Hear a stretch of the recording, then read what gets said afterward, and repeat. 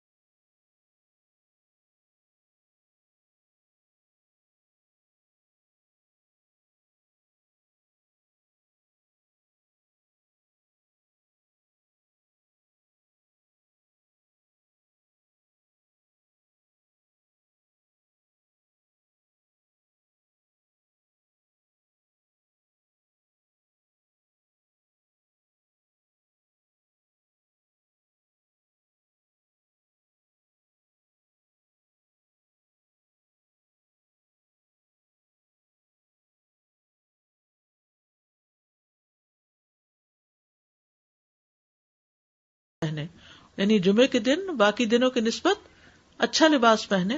اللہ نے اس کی قسمت میں گھر والوں کی جو خوشبو لکھی ہو وہ لگا لے، یعنی گھر میں جو بھی خوشبو ہے. پھر جمعہ پڑھنے آئے تو لغو کام نہ. عبداللہ بن عمر سے روایت ہے، انہوں نے رسول اللہ صلی اللہ علیہ وسلم کی نفل نماز کو بیان کیا اور کہا کہ آپ جمعے کے بعد کوئی نفل نماز نہیں پڑھتے تھے حتیٰ کہ واپس تشریف لے جاتے، پھر اپنے گھر میں 2 رکعت پڑھتے تھے.